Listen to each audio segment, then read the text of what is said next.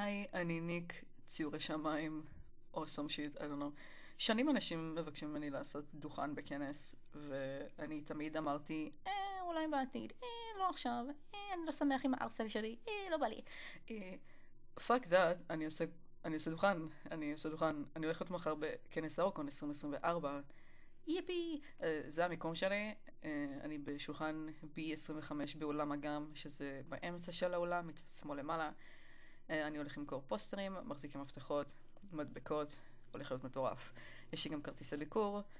ספרו לחברים, שתפו את המדריך עם חברים.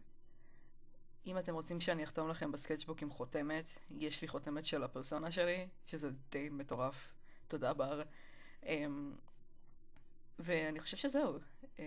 ספרו לחברים, תקנו דברים. כן. ככה הדוכן שלי נראה. ביי.